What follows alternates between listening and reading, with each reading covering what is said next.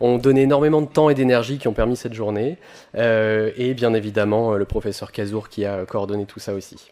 Donc moi j'ai pu avoir comme sujet les approches thérapeutiques de la bipolarité, et j'ai décidé de commencer, de centrer ma présentation sur les recommandations qu'on peut avoir, on verra, en France, et deux très grandes recommandations internationales, et on fera un focus assez particulier sur les différences qu'il peut y avoir entre ces deux grandes recommandations internationales. Avant de commencer, lien d'intérêt, alors c'est 3-4 dernières années, j'ai eu quelques centaines d'euros de frais d'hôtellerie et de participation à un congrès régional par Otsuka et Janssen, qui n'ont pas de lien particulier avec la présentation d'aujourd'hui. Petit point, je ne l'ai pas mis là, j'ai utilisé un outil IA pour m'aider à la mise en page, ça m'a fait gagner pas mal de temps. Donc, comme je vous ai dit juste avant, ça c'est une première diapo qui résume un petit peu. On va faire un état des lieux sur les recommandations en France. Ensuite, les deux grandes recommandations dont je vous ai parlé, ce seront la NICE des Royaumes-Unis et la CANMAT du Canada. Et ensuite, on fera une discussion autour des différences. Pourquoi est-ce que certains traitements sont dans la NICE et pas dans la CANMAT et inversement. Et une très brève diapo à la fin sur les difficultés qu'on peut avoir avec les autorisations de mise sur le marché en France. Alors, déjà, pour commencer, en France, on n'a pas vraiment de consensus concernant les traitements. On n'en a pas produit en France actuellement. Il y a quelques éléments quand même, il faut rendre à César ce qui est à César. En 2014, la HAS a produit un document concernant le repérage, et le diagnostic et l'orientation des troubles bipolaires en soins primaires. Pour les collègues généralistes dans la salle, ça pourra peut-être vous intéresser. Et là, actuellement, on est sur le programme 2025-2030 de programme en santé mentale et psychiatrie. Mais à ma connaissance, et peut-être que je ne suis pas au courant de tout, mais il n'y a rien de concret, à part peut-être les coupes-fils pour les mineurs, mais vous pourrez en reparler avec le docteur Le Nerzé. Mais voilà, j'ai pas connaissance de beaucoup d'autres choses vraiment majeures. Dans le contexte de la tension d'approvisionnement en traitement, 2025-2026, en traitement comme la kétiapine ou le lithium, la NSM avait fait des propositions d'alternatives au traitement. Je reviens pas dessus, je mets quand même en avant ce qui existe en France, et il y a quand même un réseau de recherche et d'organisation de soins qui s'appelle la Fondation Fondamentale, qui a un réseau de centres experts qui a ses propres algorithmes qui ne sont pas par ailleurs publics, mais il n'y a pas non plus de labels officiels gouvernementaux là-dessus, mais au moins il y a une organisation de ce côté-là. Donc la recommandation HAS 2014, brièvement, parce que je la trouvais intéressante, on a un petit algorithme sur quand on se retrouve face à une dépression ou à un épisode maniaque ou hypomaniaque, comment on réagit. Vous pouvez le retrouver, vous tapez recommandation HAS 2014 bipolarité, vous trouverez ça en ligne. Et j'ai mis en fait dans cette recommandation, il y a les indicateurs de bipolarité à rechercher en cas de dépression sans antécédent de manie ou d'hypomanie retrouvée, qui permet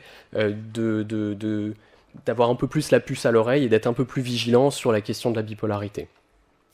On va pas s'attarder dessus, je vais pas forcément tout lire. Mon but est d'essayer de faire une présentation pas trop longue non plus, parce que vous allez voir les recommandations, ça fait un peu liste de courses, mais voilà, de toute façon, les présentations seront disponibles par la suite. Donc on va commencer par nos chers voisins du Royaume-Uni, avec qui ont le National Institute for Health and Care Excellence, la NICE, comme on dit, qui a fait des recommandations et qui réévalue et remet à jour les recommandations réguliirement.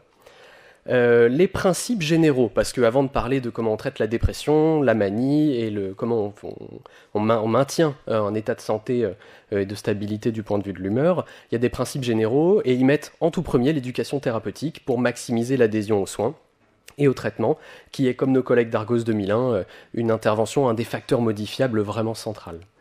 Ils appuient non seulement sur du coup l'éducation thérapeutique du ou de la patiente, mais aussi d'aider, de former et d'informer les aidants.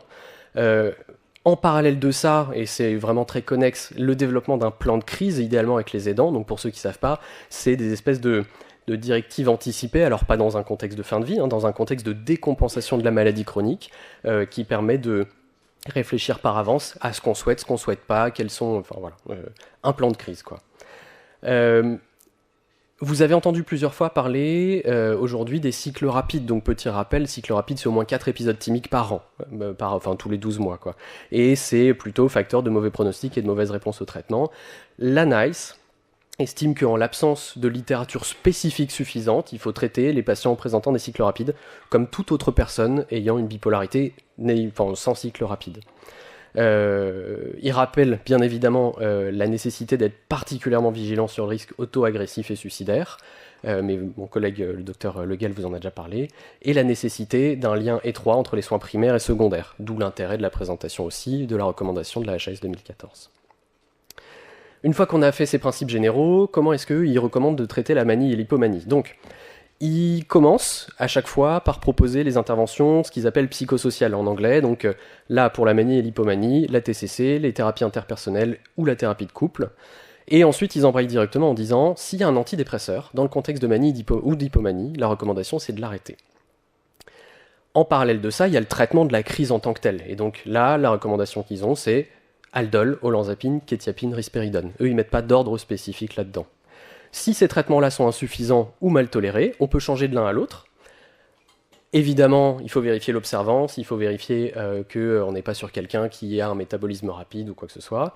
Et si, à dose maximale, ces traitements-là ont été plusieurs à être inefficaces, il y a une recommandation d'ajout de lithium ou de valproate de sodium, d'acide valproïque, avec bien évidemment la nécessité de faire attention chez les femmes jeunes, les femmes en âge de procréer, et les hommes aussi d'ailleurs. Quel que soit le traitement préalable, il faut doser, vérifier les taux sanguins, optimiser, c'est-à-dire augmenter, diminuer si on est en sous-dosage ou en surdosage. Et il y a une petite ligne ici, mais ce sera mes collègues après qui en parleront plus. On peut aller jusqu'à l'électroconvulsivothérapie si nécessité d'un traitement rapide et incisif. La réévaluation du traitement, parce que là on est sur un traitement de crise, on n'est pas sur le traitement de maintien, elle se fait à 4 semaines de la résolution des symptômes maniaques ou hypomaniaques. Donc réévaluation de traitement, c'est diminution, adaptation et introduction d'un traitement de fond dont on parle juste après. Une des problématiques principales, après la manie et l'hypomanie qu'on a dans la bipolarité, je vous invente rien, vous l'avez entendu déjà toute la matinée, c'est la dépression qui peut être modérée à sévère. Pourquoi il parle de ça ? Parce que les recommandations globalement, c'est dépression légère égale psychothérapie seule, théoriquement, si on a accès à suffisamment de psychothérapeutes. Donc, pareil, au niveau psychothérapeutique, les mêmes choses, recommandations de TCC, thérapie interpersonnelle ou thérapie de couple. S'il n'y a pas de traitement préalable, le premier traitement, c'est quetiapine ou l'association qu'on n'a pas en France. Ils ont une galénique spécifique fluoxétine olanzapine qui peut aussi être utilisée. S'il y avait déjà du lithium avant, évidemment, vérifier la dose, vérifier l'observance, adapter à la hausse, à la baisse, pour être dans la dose thérapeutique, mais pas dans la dose toxique. Si le lithium est insuffisant, on peut... Donc s'il était déjà là, je veux dire, parce que j'étais pas été très clair, mais s'il n'y avait pas de traitement quetiapine ou fluoxétine, mais s'il y avait déjà du lithium, avant de penser à un autre traitement, on réadapte le lithium. Si le lithium, par contre, une fois adapté et maximisé n'est pas suffisant, on peut rajouter la quetiapine ou l'association fluoxétine-olanzapine ou l'olanzapine toute seule ou la lamotrigine. Si c'était pas du lithium qui était déjà présent, mais de l'acide valproïque, donc des paquines, des pacotes, des pamides, il faut l'augmenter si c'est possible, donc toujours avec l'appui de dosage sanguin dans l'idéal. Sinon, on peut rajouter, encore une fois, en plus, l'association fluoxétine-olanzapine ou la quetiapine. Et dans un second temps, on peut envisager aussi la lamotrigine. Et de la même manière, on re-questionne les traitements de cette crise, de cette dépression, à 4 semaines de la résolution des symptômes, pour l'adaptation des doses et l'introduction d'un traitement de fond s'il n'y en avait pas auparavant. Donc j'ai dit plusieurs fois traitement de fond. Traitement de maintien, c'est la même chose. On en arrive à cette question-là. Il y a une nécessité centrale d'éducation concernant la nature épisodique et le risque de rechute de ce trouble-là, pour maximiser la compréhension du trouble, la détection précoce des signes d'alerte de décompensation et améliorer la qualité de vie globalement. Il faut proposer l'information à la famille et aux aidants, ça a été déjà dit plusieurs fois, mais c'est important d'appuyer dessus, vraiment, de recevoir les proches, de leur expliquer, de les orienter vers des associations. Et comme traitement de maintien, ils insistent sur le lithium. Le lithium ça a été dit plusieurs fois, je vais vous redire la même phrase, le lithium, le gold standard globalement dans la bipolarité. S'il n'est pas efficace ou non utilisable, quelle que soit la raison, ils recommandent l'acénapine, l'aripiprazole, l'olanzapine, la quetiapine ou la risperidone comme traitement de fond. J'ai mis en rouge l'acénapine et il y aura d'autres traitements que je mettrai en rouge, ce sont des médicaments qui ne sont pas disponibles en France. Pour la majorité, ces traitements-là, ils ont été autorisés par l'Agence européenne du médicament et l'État français. Pardon ? L'ANSM, merci, je cherchais mes mots. L'ANSM a donné un avis non favorable pour la mise sur le marché de ces traitements-là. Évidemment, s'il y a une mauvaise tolérance ou une inefficacité, il faut évidemment changer, en essayer d'autres. Et à terme, si on est arrivé à terme des monothérapies, on peut essayer la bithérapie valproate lithium ou neuroleptique avec du valproate ou du lithium. Donc ça, c'était pour la NICE. Maintenant, on va aller vers le Canada. Ils ont donc la CanMat qui, eux, ne parlent pas que des troubles bipolaires, hein. Enfin la NICE non plus d'ailleurs, mais la CanMat s'occupe de tout ce qui est troubles de l'humeur et anxiété, et ils font pareil, des recommandations régulières, mises à jour avec les données de la science, du traitement de la bipolarité. Les principes généraux, on est sur quelque chose d'assez similaire, hein, on va pas se voiler la face. D'abord, évaluation systématique du risque suicidaire, parce que comme mes collègues ont pu le dire, c'est un risque qui est extrêmement important dans la bipolarité, et c'est l'accident, l'événement plus qu'indésirable par lequel malheureusement nos patients peuvent décéder. Ils appuient aussi sur le fait que le lithium est le seul traitement diminuant le risque de mourir de suicide, dont mes collègues vous ont déjà parlé ce matin. Au niveau des interventions psychologiques, ils les hiérarchisent pas tout à fait de la même manière. Ils disent qu'évidemment, en phase maniaque, les interventions psychologiques sont pas recommandées, mais parce que les patients sont assez peu accessibles à ce moment-là à toute forme d'apprentissage. Mais dans la dépression et dans les phases de maintien, les interventions psychologiques sont très importantes. Et dans ce qu'ils citent comme intervention psychosociale, ils évoquent en première ligne l'éducation thérapeutique, en deuxième ligne la TCC, la thérapie familiale, donc en fait l'éducation des proches, et en troisième ligne la thérapie interpersonnelle et la thérapie des rythmes sociaux et la pérédance. Donc je vous ai mis j'ai fait des captures d'écran pour que ce soit un peu plus visible, j'espère que ça reste pas trop assommant pour cette période postprandiale, mais en fait là en gros ce qui va se passer c'est que pour les différentes catégories, les différents segments de recommandation, vous avez la première ligne au-dessus, donc c'est dans l'ordre à chaque fois, dans l'ordre de recommandation, dans l'ordre dans lequel ce serait bien qu'on fasse. De monothérapie, d'association s'il y en a, la seconde ligne, la troisième ligne. Je ne vais pas m'attarder sur les troisièmes lignes parce que la présentation juste après va s'en occuper et ça permet de faire un début de transition en milieu de présentation. Peut-être un peu précoce, mais... et donc, on a comme objectif assumé dans la CanMat concernant la manie de diminuer la détresse et les comportements à risque. C'est ça l'objectif principal. Parce que même si on parle souvent de l'euphorie dans les états maniaques, il ne faut pas oublier que c'est des situations qui peuvent être extrêmement désagréables, et je pense que désagréable est un euphémisme pour parler de ça. Ils insistent aussi sur le fait qu'il faut avoir recours au traitement intramusculaire le moins possible, mais bon, il vaut mieux administrer un traitement pour justement diminuer la détresse, éviter les comportements à risque. Et si on regarde au niveau de la monothérapie, le lithium est en première ligne, puis après il y a d'autres que vous avez déjà entendus, hein, la kétiapine, l'acide valproïque, la sénapine et l'aripiprazole, donc la sénapine qui n'est pas disponible en France, la palipéridone, alors que vous connaissez peut-être dans le Xéplion, la forme injectable de la risperidone, en fait il y a des pays où la palipéridone existe en comprimé en tant que telle. Et vous avez aussi la risperidone et la cariprazine qui n'est pas disponible en France. Dans les associations, c'est à chaque fois kétiapine, aripiprazole, risperidone ou acénapine, en association au lithium ou à l'acide valproïque. Je vous laisserai regarder un peu plus pour les secondes lignes, mais de toute façon, toutes les stratégies en cas de résistance seront évoquées par mes collègues après. Dans la dépression, alors ils font vraiment une différence entre les patients qui ont une bipolarité de type 1 et les patients qui ont une bipolarité de type 2 dans cette recommandation-là. Donc là, on est dans le contexte des bipolarités de type 1. Il faut toujours rechercher les symptômes d'atypicité. Donc je vous ai fait la première diapo. C'est particulièrement intéressant quand en fait on n'a pas encore d'antécédent hypomaniaque ou maniaque pour essayer de chercher ce qui pourrait nous mettre la puce à l'oreille pour le diagnostic. Mais en tout cas, c'est la dépression, la période la plus à risque de tentative de suicide. Il y a aussi les moments de transition, particulièrement de fin d'épisode maniaque ou hypomaniaque, mais c'est dans ces moments-là que nous, et les proches et les patients, on doit être le plus vigilant possible. Ils insistent aussi sur le fait qu'il y a beaucoup de traitements qui peuvent être efficaces dans la dépression, mais qui peuvent aussi majorer les ralentissements cognitifs qui sont assez impactants dans le quotidien des patients. En première ligne, ils citent donc la kétiapine, la lurazidone en association avec du lithium ou de l'acide valproïque, donc lurazidone qu'on n'a pas en France, le lithium, la lamotrigine, la cariprazine qu'on n'a pas, et l'urazidone en adjuvant d'un autre traitement de première ligne. En deuxième ligne, vous avez la liste, et étonnamment, et c'est l'un des sujets de la seconde partie de la présentation, il parle des IRS globalement, des IRS, de l'association olanzapine-fluoxétine aussi. Dans le traitement de maintien, dans la bipolarité de type 1, ils insistent sur la nécessité de toujours évaluer l'adhésion aux soins, et le lithium est en toute première ligne, on a la kétiapine, l'acide valproïque, la lamotrigine, et on en a aussi quelques-uns qui ne sont pas disponibles en France, voilà, vous avez la liste ici, je ne vais pas forcément tous les citer un à un. Dans le type 2 par contre, alors là, vous voyez que j'ai mis des petites couleurs parce qu'en fait, ils ont mis en même temps le traitement de la dépression et le traitement de maintien. La dépression que j'ai mis en rouge et le maintien que j'ai mis en bleu.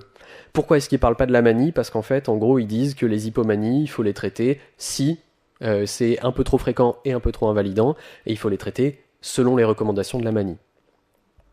Et donc on retrouve dans la dépression du type 2, en première ligne la kétiapine, en seconde ligne le lithium, la lamotrigine, le bupropion, qui est un antidépresseur, peu utilisé en France, la sertraline et la venlafaxine. Et dans le traitement de maintien, kétiapine, lithium, lamotrigine. Voilà, ça surprend, je pense, pas grand monde dans cette salle. Maintenant qu'on a un peu fait un tour d'horizon de ces deux grandes recommandations, c'est pas les seules, hein. Il y a aussi entre autres les recommandations de Nouvelle-Zélande qui sont assez influentes, mais j'ai pas voulu non plus tous nous assommer. On remarque une place centrale du lithium dans ces deux grandes recommandations.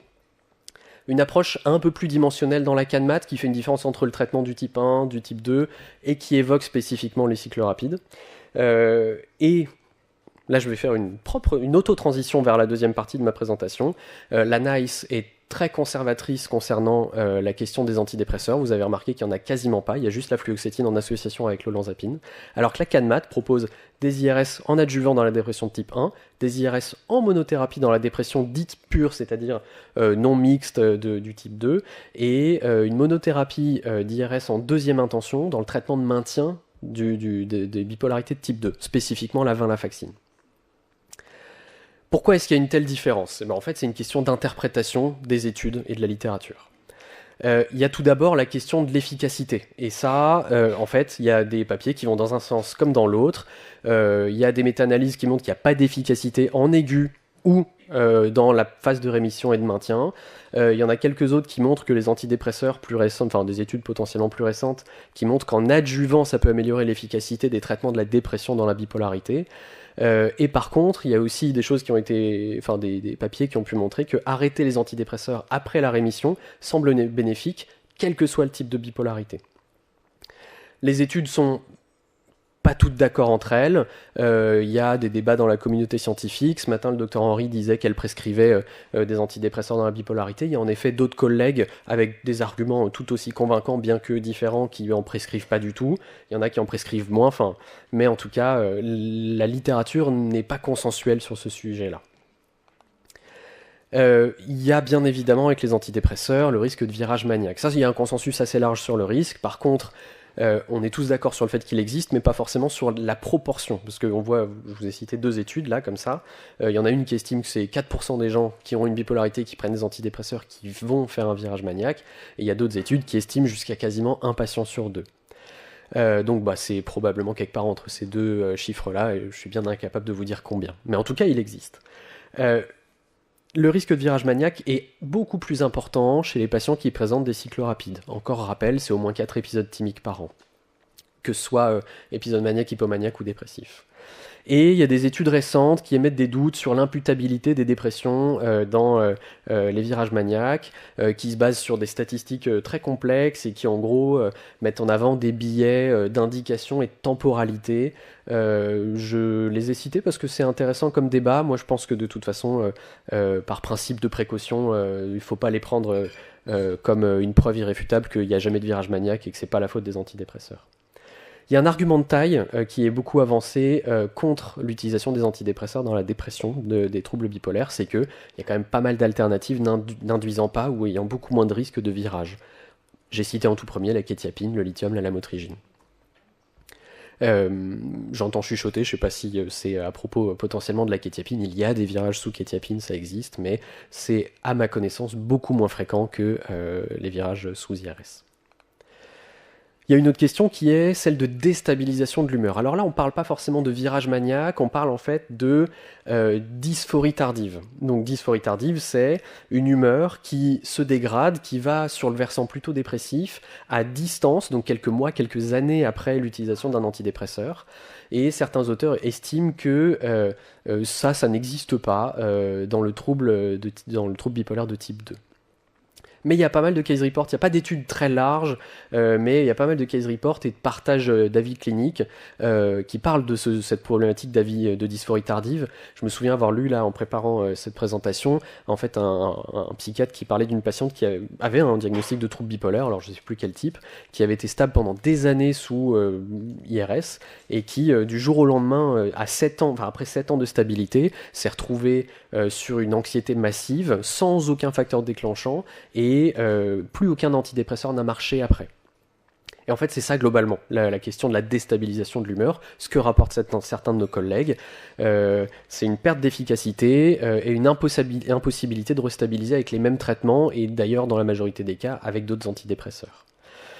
Ça s'inscrit dans la théorie qu'on dit du kindling, donc en fait ça veut dire embrasement en anglais, et en gros c'est une théorie pareil qui est très débattue, mais qui avance que peut-être l'exposition à des antidépresseurs au long cours dans la bipolarité péjore progressivement le pronostic, avec une moins bonne réponse au traitement et un risque d'avancer vers des cycles rapides. Le niveau de preuve est pas très haut, mais ça fait partie du débat.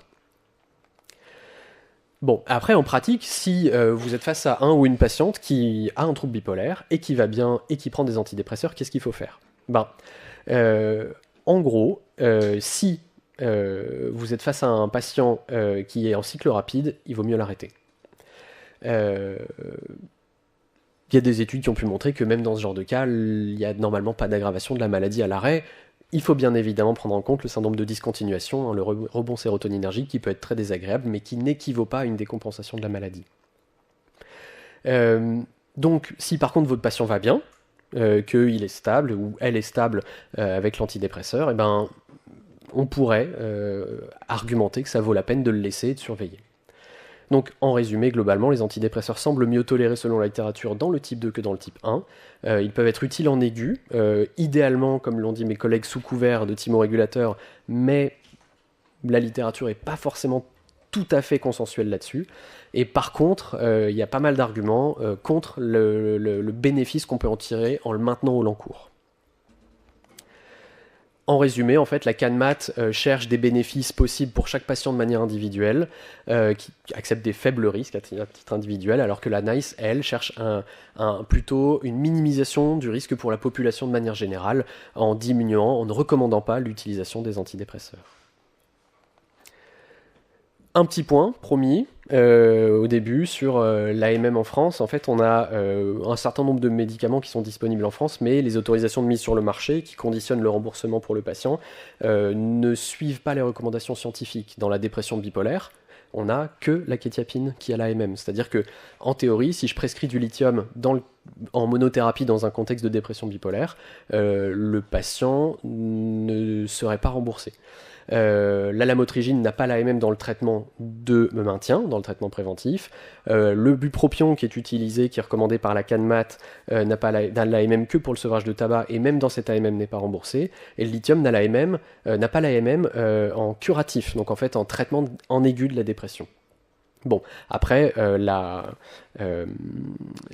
CPAM n'a aucun moyen de savoir si votre lithium vous le prescrivez pour la dépression ou pour le traitement de maintien, donc il y a des choses qui posent moins de problèmes que d'autres. Mais ça peut quand même être une problématique, et à l'hôpital on est plutôt protégé face à ça, mais en libéral, j'ai des collègues, je me tourne vers le docteur Ravenot qui travaille en libéral, qui est un peu vigilant sur comment il prescrit. En conclusion, il y a une place absolument majeure de l'éducation thérapeutique dans la prise en charge, une place non moins majeure du lithium.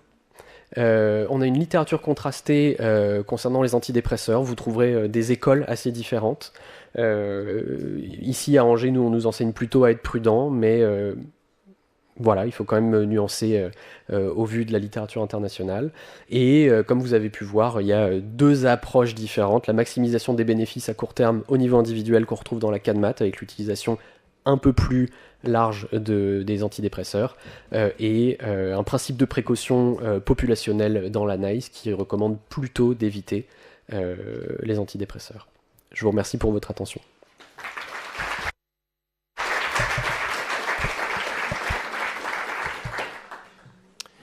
Merci beaucoup Pierre-Emmanuel pour cette présentation très riche. Comme on a dit au début, on va garder les questions pour la fin, donc n'hésitez pas à les noter et puis on prend